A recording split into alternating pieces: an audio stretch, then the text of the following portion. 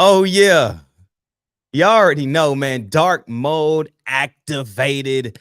It is the Monday rundown. What is good, everybody? Welcome, welcome, welcome. Man, I saw super chats flying in before the show actually started. So I already know tonight it's going to get a little spicy. Y'all already know what it is, man. It's South Carolina hate week. Nobody cares about South Carolina.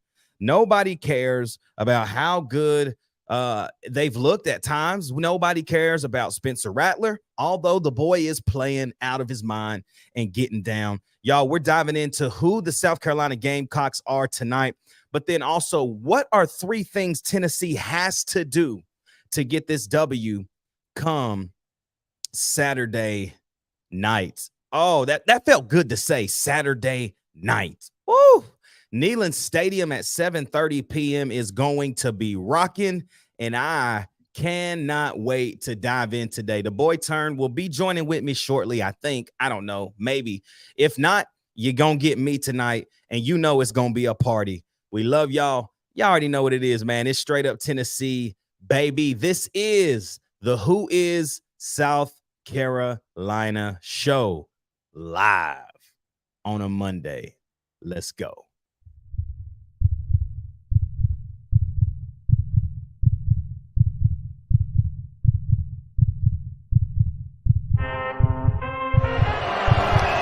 From 40, on the way, a knuckleball. He got it!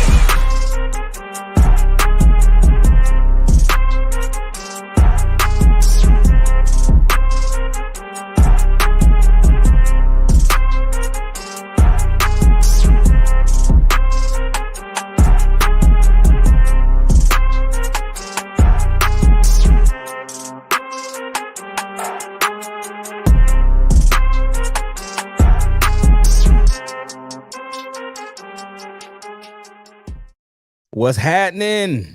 What's good, everybody? Welcome to Straight Up Tennessee tonight, man, on this Monday. Hope you had a great day.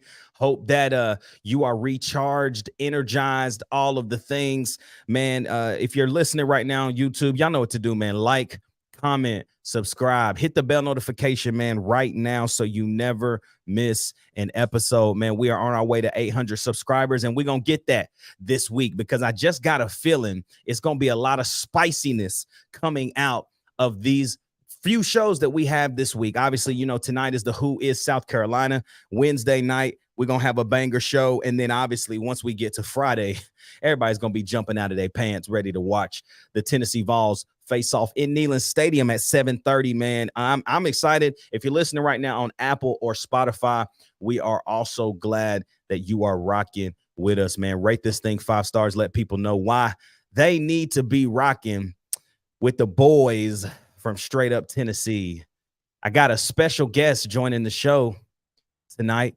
Y'all might know him as AK Turn 43, Turny McTurnertons. The boy Turn has made his appearance, so we here in the building. So we gotta bring him on. I gotta get the layout back right because it's messed up. There he is. What's up, Thug? Bye, guys. What's up, Thug? Oh, man. What's happening, everybody? Y'all already know it's the boys. We in the building tonight. It's going to be a banger show, man. Who is South Carolina? We got a lot of things to run down, but obviously, man, it's the top of the show. We got to let you guys know about a great company called the True Tennessean. True Tennessean serves as a great merch company, man. Hats, T-shirts, you name it. They have probably produced it. They got a really dope T-shirt that says all aboard the hype train. So if you haven't got it, you need to get it. Use the code. Bro, he is. Yes, thank you. He is. This man always doing something. But if y'all didn't see that, Dylan Elam on YouTube says Turner always running late. Hey, the show must go on. The show has to go on time, on schedule. Turn gonna be there, but he do be late, but it's all good. But use the code straight up 10 at checkout on the truetennessean.com. Get you something nice, man. You get a nice little discount at checkout, man. The chat was going crazy. Man, we got Noah James dropping a super chat at 9:30 a.m. when the link of the show was made. Man. Shout out to the boy Noah James. He said, GBO, what's up, boys? He's also excited to talk ball. The boy Dylan, because we just love Dylan, this is why. He says, just here to one up Noah because I'm more excited to talk ball. The boy right there, Lil Clap 300, Gibbs OGs. I want to know who this is. I do too. I want to know so bad who this is, bro. Who are you, Lil Oh Clap? my gosh. Somebody let me know, like, who is Lil Clout 300, because you've been rocking with us for a little minute now. So we appreciate it. And then the boy Chris, man, can't believe you got Turner on the show. He's a hot commodity. That's facts, man. It's a hard thing to do. It's also a hard thing to do, like, and I kind of fall victim to this too sometimes when I'll call Turn and then I'll call him and then he don't call me back. It'd be some hours. And then I'll text him, but he'll read the text. So it'd be cool. So shout out to the boy Brady Hughes. What's up, Brady? Go big orange. Yes, sir. It's going to be a good week, man. Dark mode has officially been activated. And that I don't care what nobody say. Tennessee got the best media team in the country, bro. Dude, it's crazy. Bro, when they turned it over like Stranger Things. Yeah, it's nasty. Oh, I was ready to run through a wall. I was litty, boy. Telling you, dark mode is activated. A lot of people don't understand. I'm in the Talking Vols. I think a lot of people know a lot about the Talking Vols. I love the Talking Vols. Love the content that Boogie and those guys put out because, man, they do it at a high level. Man, Boogie was able to take over Talking Vols fully as his full-time job, and man, it has benefited a lot of Tennessee fans, including myself. But brother, their Facebook group is unbelievable. If you have never joined it, go join it, because there are some people in there who literally just need some help, because sometimes I'm like, I have no idea what they talking about, who they talking about. They mad that we wearing black jerseys. I'm like, can y'all just get over yourselves? It ain't for you anyway. A jersey ain't going to win us or lose us the game, but it is going to make you feel good a little bit. As a former player, when you dripped out, you feel. Hey, bro, I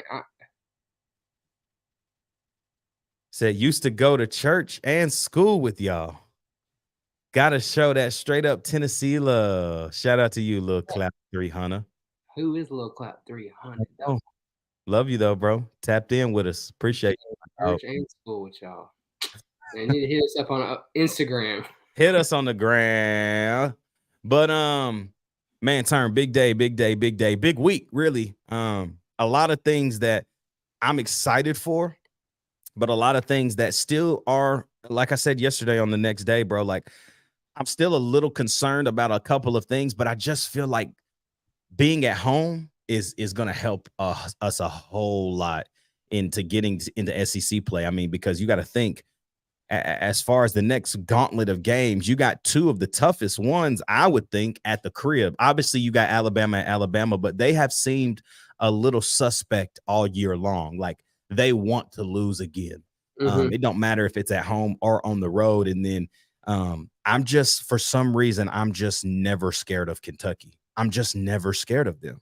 I don't know what it is. And it's probably the way Florida feels about us. They're just like, yeah, we're going to beat Tennessee because it's just what they do. You know what I mean? Yeah. And I hate saying it that way, but I think that's how we feel about Kentucky. And so is Kentucky for real, man? Is Missouri for real? Missouri has snuck into the top 25 now. Like, are they for real? I know they beat MTSU on Saturday only by a touchdown, but they did beat number 15 at the time, Kansas State. So it's kind of like, are they for real, or what? How much do we know about Missouri? You know, I will tell you one thing about college football this year, dude. College football is it's so weird this year. I feel like it's the most wide open year ever. Facts. No, I agree 100%. Man, I mean, here we go. Talking about the black jerseys, Dylan says, Boomer's going to boom. The old heads may hate it, but recruits love it. And that is all that matters. Plus, it's fire. Look good, play good. It's facts. It's facts. Chris says, even when Kentucky is good, they suck. It's true, bro. I mean, think about it. I think it was 2 years ago when we beat them in Lexington. They were like 8-2 at the time. And we beat them. Like, you know what I mean? Like, they were supposed to be climbing and being really, really good. And we beat them in Josh Heupel's first year. Alontae Taylor had that pick six. I'll never forget it. It was nasty. Derek, what's up, man? Derek says, got to start fast on South Carolina and pressure Spencer Rattler. We're going to dive into all of that right here in just a second, but that is a huge key to victory for us, bro. And then a little Clout says, I'm craving chicken all week, man. Gamecock who turn that leads us perfectly into who is South Carolina, man. South Carolina is explosive on the offensive side of the football, and it starts at quarterback with Spencer Rattler. Spencer Rattler is now a 4-year guy. Obviously, you know, he transferred out of the Lincoln Riley offense at Oklahoma, where he struggled in his second year there because of a guy who won the Heisman Trophy last year, was sitting behind him by the name of Caleb Williams, and Spencer Rattler struggled that year. Caleb Williams got the job and really never looked back. Transferred then to USC, California, but then Spencer Rattler transfers to USC as in South Carolina. And honestly, I hate even saying what I'm about to say, but the Tennessee game last year is what I think exploded him into how he's continued to play from the end of last year to now. 100%. That was the game that I think he just woke up and he got back into being that number one dual threat guy when he came out of high school. And he's progression, the way he works through his progression, the way he just throws dots. I mean, everything that leaves his hand, it feels like it's going to be right there on the bread. But I will say this, man, South Carolina's offensive line is a struggle. They gave 9 sacks up in one game to the University of North Carolina. If we get there, it is going to be a massive, massive shakeup for Rattler. Well, I mean, Dylan said it too. Rattler is playing lights out, but his O-line is suspect. Hit him and it gets shaky. Need Rattler on his back as much as possible. And I think, man, I'm just like, you know, when you go watch, like I watched the highlights of the game last year, and you know, South Carolina versus Georgia 2 weeks ago, and we've got to understand Spencer Rattler is a lot like Joe Milton in the aspect of he wants to throw the football. He don't want to run. Yeah. You go watch all his highlights. He'll scramble and he'll get out of the pocket, but he's going to look for a throw. Yeah. Rather than run every time.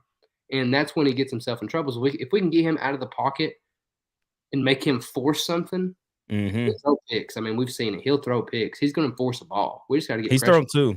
He's thrown 2 this year. I think he's thrown 7 touchdowns and 2 interceptions. Joe's thrown 8 touchdowns and 1 interception. So the numbers are close. Spencer Rattler's, I think, 71% this year. But again, I will tell you guys that his numbers are a little deceiving in the sense of his yards. I think he's got like 1,200 yards. A lot of these have been 5-yard slants that Xavier Legette, who is a guy that we need to talk about. Xavier Legette is a baller, okay? Juice Wells, who I don't think is going to play this game. He broke another bone in his foot against Georgia on a hot screen pass that he scored on. And so I don't think Juice Wells is going to get the opportunity to go, but he torched us last year. But Xavier Legette is the guy that we need to look out for. Him as far as in the receiving core, and then the tight end Trey Knox, the transfer from Arkansas, is another weapon in the pass game. But really, y'all, I'm telling you, it's Xavier Legette. He is Spencer Rattler's number one guy. He's throwing him the football on an average right now. He is getting an average of 9.3 targets a game. Yeah. So he is going to Xavier Legette, and I will tell you this, and I hate that I'm saying this right now, but Xavier Legette, the way who he reminds me of when he touches the ball is a guy that used to wear orange and white, who was one of the most explosive wide receivers that we've ever had, and that's Cordero Patterson. When he catches the ball, he could take it 6 every single time because he's that fast and he's big. He's 6'3", I think 220. And dude, he can run, man. He can run. Explosive on the outside, can go up and get the football, very physical, but can explode once he has the ball in his hands. And so between Rattler, Knox and Leggett. The biggest thing South Carolina struggles with, obviously, when the offensive line struggles, also that means one thing: they can't really run the football. They ran the ball okay last week. Mario Anderson is that number one guy. Then they have that guy, Juju McDowell, who's also kind of like an athletic guy. Just kind of place him anywhere around the field. Sometimes he lines up in the slot. Sometimes he lines up at running back. But other than that, they still got DeCarrion Joyner. Joyner is still there, and he's another guy that they're lining up in different positions, placing him in different places and trying to just get him the football. But Mario Anderson got the go at running back last week, and South Carolina just struggled to run the football. And so what do we know about Tennessee's defense? They're going to pride themselves in stopping the run. Did we do that against Florida? No, not to the second half, but you can see that it's there. And if we do that, we're going to make this football team in South Carolina one-dimensional, and that's what we need. Yeah, man, and you go back, like, after I calmed down about the Florida game, one of the things I did, I went back and watched it, and did we miss a bunch of tackles? Absolutely, absolutely. But we know Tim Banks is a high risk, high reward. Yeah. Right? And if you go back and watch that game, we blitzed, but every time we blitzed to the wrong side every time. Yeah. I mean, it's just high risk, high reward. We were sending people trying to get in the hole, but they just I guess it's just the luck of the draw. But they, like on that long touchdown run, Beasley came from the right side and he went straight up the left. Yeah.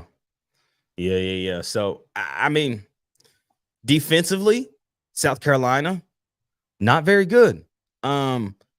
The numbers again are a little deceiving because it doesn't look as if they are as bad as they are. But the biggest thing about them is that they have struggled in the secondary. They lost 2 NFL corners. Both guys are in the league right now. And they had to replace them. They do still have a senior safety. I did forget one thing offensively. They're starting a freshman left tackle. So Tyler Barron, it's time to eat. Yeah. It's time to eat. Isn't the tight end a transfer from Arkansas too? Yes, but he's nice. Trey Knox is nice. Yeah, he's nice. But the starting left tackle for South Carolina is a freshman, so it's time to eat. But defensively, South Carolina just they lost a lot of talent in the back end. And I think last year you saw Jalen Hyatt struggle against South Carolina. You saw Cedric Tillman struggle a little bit against South Carolina, and they had a lot of talent in the back end. Well, that has kind of graduated and went on, and they've had to kind of rebuild in that area.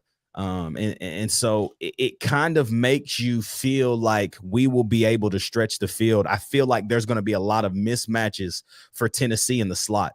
Squirrel White, and could this be Dante Thornton's coming out party? Could this be it? I think he's. I said it today, man. We're this close, and I mean, I'm trying not to be like I try to look like when I say this, I try to look at it like as a person that just likes football and not a Tennessee fan. But as a fan looking in, like you look at the first game, you look at the second game, you look at the third game, and you look at last week. Like we're this close to putting it all together. We are. And man, if we can put it all together, I promise you, we're going to be.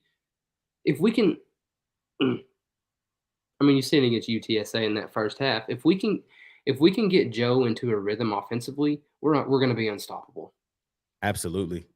Again, what did we say yesterday? The tempo has to be at an elite level, even if the play is just dive.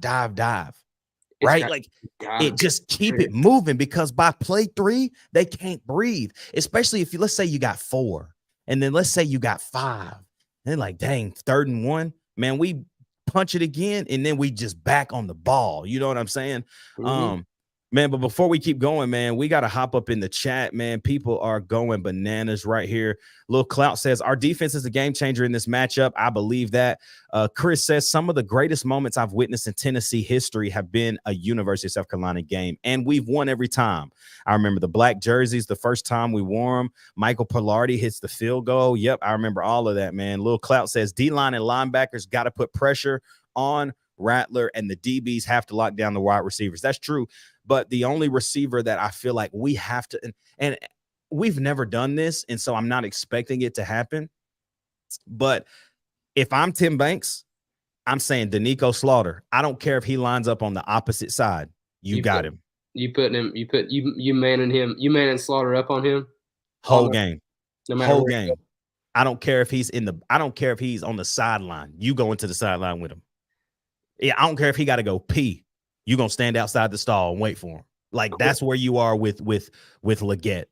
It's Leggett and Slaughter all night. I'm not against that. I mean, have corners line up in the middle, and then when you see where they're at, they just go. Yeah. Talking about offense, South Carolina has just over 200 yards rushing on the year, Turner. We had more than that against UTSA. Wright and Small have more than that separately. As long as the secondary holds up, it could get ugly fast. It's very, very true. Clout agrees with Dylan. Shout out. Okay, Lil Clout says shout out to Dylan, by the way. I see him in the Talking Vols streams too. We got to get Boogie on board with the Talking Vols and Straight Up Tennessee collab. Hey, make it happen, man. We love to work with Boogie, man. We love to pop on the show, chop it up, do whatever, man. Y'all already know. We'll make it. We'd love to see it happen. Tennis TN Jr. says, hey, I'm game for working on Boogie as well. Dylan then says, let's do it. Let's go, man. Let's do it then. Trey Knox he went to Blackman High School in Murfreesboro, Tennessee. I remember we were recruiting him hard. I think that was at the end of Pruitt's 10-year. And I remember him signing with Pittman down there in Arkansas, and everybody was really, really pissed off about that. But Dylan then says, if Wright can't go, Samp should feast. Let me ask y'all this and chime in a little bit. Do you think that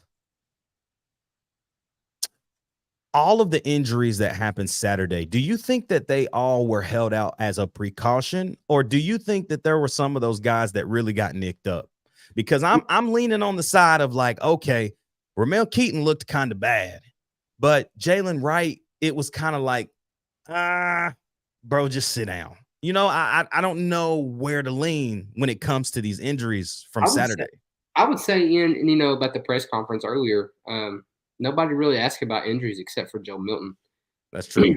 And I would say Ramel is out. I think Ramel got a concussion because if you go watch that replay, man, he laid out, and when he came down, like his head hit so hard frontward, you could see grass. Like he had grass like on his helmet right here.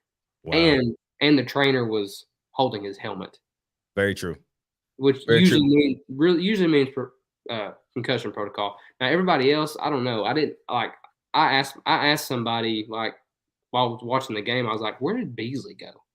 Because I noticed we had Arion Carter and Elijah Herring in there, and I was like, where'd Beasley go? Like, and then after the game, I guess he got nicked up. But they say Ramel was in protocol. That's what TN Jr. says. Tennessee Jr. says. And then Dylan says the same thing. Beasley coming out early made me nervous, but I think it's just precautionary. Yeah, I think so too. I mean, I think the biggest one out of everybody is John Campbell, to be honest. That's what I was going to say. Him and Beasley and John Campbell is like, what's going on with them? And are they okay? Because those two are massive needs. Because we know Cooper's playing. I was going to ask you, you think he's playing? I think he's playing. 100%. I think it's time for him to play. I don't care. What have I said, bro? An 85% Cooper got to go for me. I'm sorry. I mean, at this point, he's got to get to go for me. At this point in the season, yes, because it's gauntlet time. It's do or die. And here's my thing. Here's why Coop has to go, in my opinion. Let's just say hypothetically. Well, not hypothetically. He plays the whole game against South Carolina, okay? Mm-hmm. He's going to be sore. He's going to be beat. His first action all year. But guess what? We got a bye week. So he's going to have 2 weeks to then rest up, heal up, treatment, get everything that you need heading into this gauntlet of A&M, Bama, Kentucky. And once we get into that gauntlet, then we see where he is. You know what I'm saying? Like then you start to monitor a little bit more. But what's crazy about Cooper Mays is he could come back next year.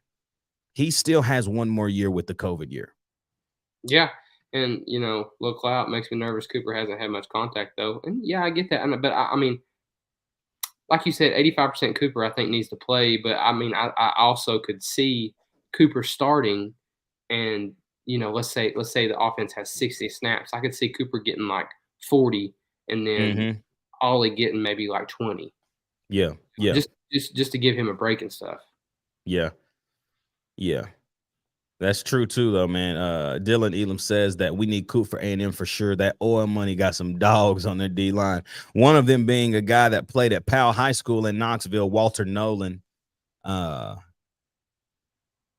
still pissed about him going to A&M, dude. I'm so frustrated by that. He should have been in Knoxville, bro. He should have stayed. It was weird. The whole situation was weird. He moves to Knoxville to play high school ball at Powell for like 2 years or 1 year? Yeah, and then goes to And then goes Texas. to Texas A&M. I'm like, Strange, bro. Strange. weird, man. Strange. But South Carolina also has been pretty effective in the special teams realm.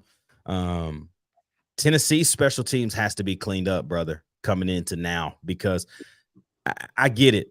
You can say, he's a freshman, he's going to make mistakes, but that might have been the dumbest thing. Like what Cameron Seldon did Saturday, trying to cover that. But it reminded me of what that dummy did on Alabama against us last year. The ball's just live and you just go running after. It's just stupid, man. Stupid. Are you coming from Hawaii? Hawaii, right? Yeah, that's Hawaii. Alex, shout out to you, my boy. Shout out, Alex.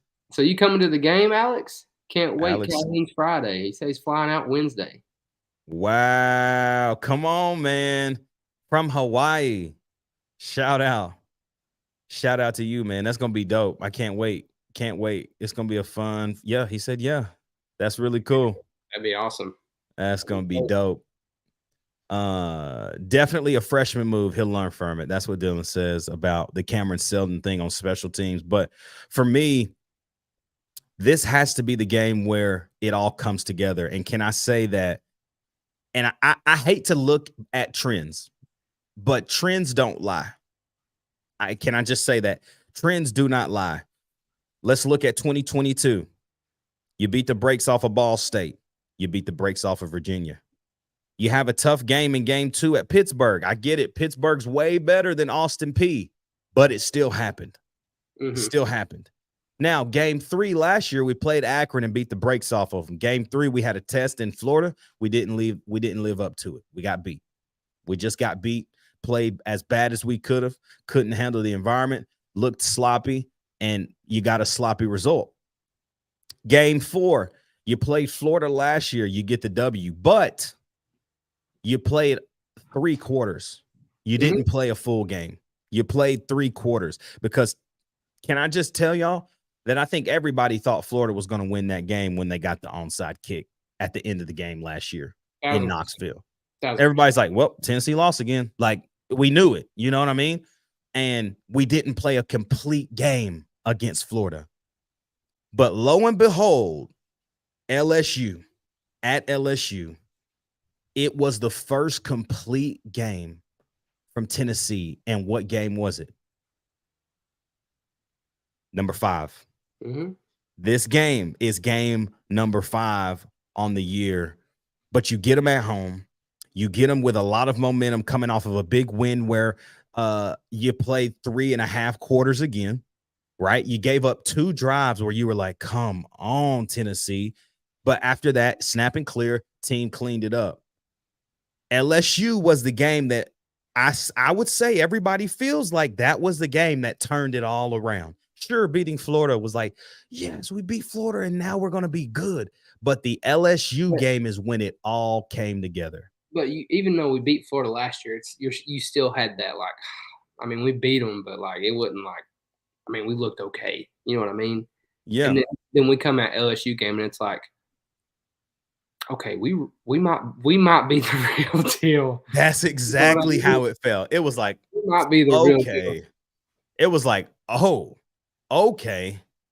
Yeah. And can that happen again this Saturday? That's my hope. All we have to do is put it all together. Special teams, defense, offensively, tempo, defense, aggressive at the highest level we possibly can be. If we're caught sitting on our heels Saturday, Rattler's going to eat. And it's just simple. He will. And I will say this, man, watching them against Mississippi State, he knows he's got a clock in his head of 2 seconds. The ball is out of his hands quick because he knows if he has it 3 or more, he probably getting sacked or he's going to force a football downfield. Well, yeah, and you said it. You said it, man. He's really good at, and I just went back and looked at I watched the highlights from last year too. But he's really good at getting the ball in his playmakers' hands, like Quickly. Yeah, like I'm looking at last year and God, why can't I think of his name? He ate on us last year. He's not playing. Juice Wells. Half his touchdowns, 3-4 yards, just little dump passes. And he just was making moves. Yeah, and you go watch Rattler. If he feels pressure, he just dumps it. And why not? I mean, and that was him and Jaheim Bell, but Jaheim Bell transferred to Florida State. Mm-hmm. Turn up in the chat real quick. Let's see right here. We can't afford, Lil Clout says, we can't afford to have those kind of special teams mistakes. Going back to the Cameron Seldon thing, Derek says, Beamer specialty is special teams. It's very true. That's always been his thing. Tennessee Junior says, best time to have that dumb Steph. Glad it didn't cost us. He'll be good to go. Talking about Cameron Seldon again. Dylan then says, we need an LSU performance Saturday night. Send the chickens back to the coop. Lil Clout says Beamer is Butch Jones 2.0. Facts. Dylan, LSU fumbled the opening kickoff. If we can force South Carolina to make a mistake early and jump on them 14-21, they won't catch up. That's true. Because the Neyland effect will be in full effect at that point. 1,000%. 1,000%. Full effect. I can leave at halftime to get back home if that happens. Because I'm telling you, if we have a start, I'm just gonna say this: if we start fast like we did on Saturday, it could be a long night. It could be a long night for South Carolina. Yeah, because if I'm not mistaken, man, and I was just watching it from TV. Was there a lot of people that left that UTSA game third quarter? At halftime, we was up 31-0. People bounced. I was fixing to say, it looked like on TV, like the student section over there, like that whole area was like they was gone at halftime, bro. They was going to drink and party. They was gone. They was gone. Alex says, I think so. That first half Saturday gave them a little taste of last year, clicking and in rhythm and minimized penalties. That's 100% true. That was the biggest thing for me was how do we improve in the penalty realm? Like, do we allow the pre-snap mistakes? Do we allow the bonehead PIs? No. But they did miss a PI on the ball to Caleb Webb on the sideline. Joe did underthrow it, but all I've seen is if the guy has his back turned and doesn't make a play on the ball, it's pass interference, and they didn't call it. So I don't understand. But Lil Clout then says we have to put points on the board first and maintain the lead. Something about that, though. I don't want to maintain the lead. I don't want to play like we're playing not to lose. If we can pour it on these dudes, pour it on. I mean, they did it. They didn't sit Spencer Rattler the whole game. They were up 3 scores in the fourth, and Rattler is still playing. What does that tell you? They did not care. They were trying to embarrass us, and they did. And so with that, I think if you can embarrass them again, if you can pay it forward, beat the piss out of them. I don't care. If you can score 100, bro, score 100, please. Facts. And, I mean, it's dark mode. Like, it's going to be Neyland at night. Like, that. Like, and you got to think about some of these. I'm sitting here thinking about Dante Thornton. Like, he said he's been super excited about, like, the atmosphere at Tennessee and just, like, the football game. Like you ain't witnessed nothing until you run out of the tee this game. Like, you know what I mean? And what he say his favorite jersey was? The Black Boys. So, I mean, here's your question. I'm all ears. Ramel Keaton is out. Or I'm not saying he's out, but if Ramel Keaton cannot go this game, yeah, who starts over there? K Webb, 100%. Caleb Webb, okay. I think Caleb Webb, he got enough run last week. I mean, like, did you see the snap counts? Yeah, I did. You see snap counts at PFF? Caleb Webb played like 30-something snaps, bruh. Yeah, because Ramel Keaton didn't come back in the game, and Brew McCoy was gone too. Brew McCoy got Yeah, Brew nicked up. didn't. Yeah, got nicked up. Chaz Nimrod played like 20-something snaps. It was not like we always hear about Tennessee's receivers, right? Mhm. But even in games like that last year, none of those guys would have played. And so it does show you, like, man, they trust some of these guys. And I think Caleb Webb is good enough, man. Sure hands, catches the football with his hands. And it can be, I think, a red zone nightmare at 6'3". You know what I mean? And you ask yourself, like, like that was Ramel. Like Caleb Webb was Ramel last year. Yes. If you think about it, because Yeah. Cedric Tillman gets hurt early, and Ramel Keaton comes in and he takes advantage of it. And he's like, okay, everybody, he gets the coach's like trust, and it's like, okay, you the dude, you the dude. Yeah. I mean, Caleb Webb is no little guy, man. He's 6'3", 198. Like, he's an SEC receiver. He's ready to play. You saw it last week on the delayed slant that he took. I mean, if you don't watch that play and you watch it again, you see that it's a pump to him. He delays a little seam post into the center of the field.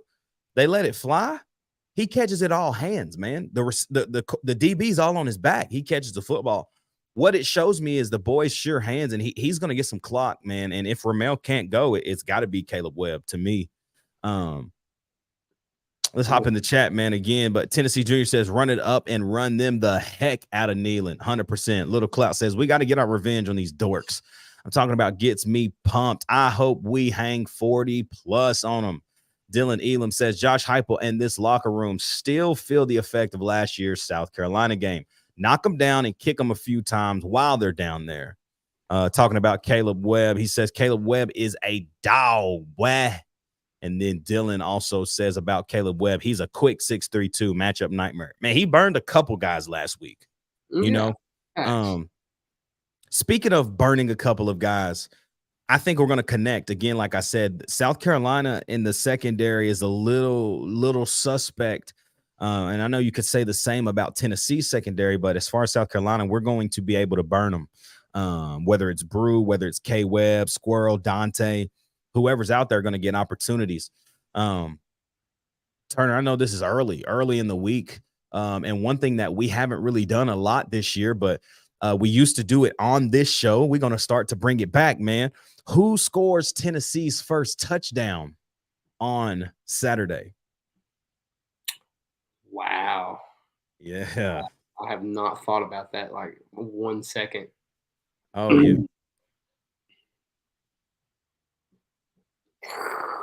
While you think about it, I do want to put this out, though. Lil Clout says, I want to see our boy Dante have a standout game. We all do. I think that, oh my God, Alpha Man says Joe looks like Tarzan and plays like Jane. Hilarious. Oh God. Whatever, brother. Tennessee Junior says Jay Wright scores that first touchdown. Speaking of Jalen Wright, he does not have a touchdown on the year so far. That's kind of crazy. Chris says that it's Brew. Alpha Man says Dylan Sampson scores the first touchdown. He's a touchdown freak, man. When he's in the game, he's either going to get 40 yards or he's going to score a touchdown. Right here, Dylan Elam says, most of our secondary are upperclassmen. SC has a lot of young guys in the secondary. I expect some busted coverages. True. Dylan Elam, D. Williams, opening kickoff. Boy, hey, yo. It's over. The game's over. Like, y'all can leave. Everybody can turn the game off because Tennessee won. I promise. We won. Okay. Here we go right here. Alex Gibbs says Dante Thornton's coming out party. First play bomb. I would agree with you, but we all know that they're rolling Squirrel White out there first. And you know what? On that right there, the reason I asked, we all know Caleb Webb's gonna start. If Ramel Keaton can't go, we all know Caleb Webb's gonna start. But man, yeah, I think Dante is a much better fit for outside. Call me crazy. Put him on the outside and say run a 9. You get man coverage on him. I mean, it's over. It's over. I'm gonna say Joe. I'm gonna say Joe runs one in. I like it. I like it. I like it. For me, I'm going to go kind of a different route, believe it or not. I'm going to say Jacob Warren gets a little tight end hot route right there in the end zone. I know they like to use the tight ends once they get down there. So Jacob Warren's been kind of quiet since that Virginia game. So if this happens too, it's game over. If Danico Slaughter catches a pick six, it's y'all can leave. Again, turn the TV off. You can go to sleep, get ready for church, whatever you're doing on Sunday. Get ready. Just go to sleep because the game's over. You're going to wake up and be like, they did it. Oh, man. Y'all, thank y'all for tapping in. But go ahead, Turn. You had something else. You were about to say something. I don't know what I was about to say. Y'all, I'm excited. I'm very excited. I agree with you here, Dylan, a little bit, man. I take Castles off. Castles is so athletic, but Jacob Warren is the better guy. Jacob Warren don't drop the football. I'll say that. He does not drop the football.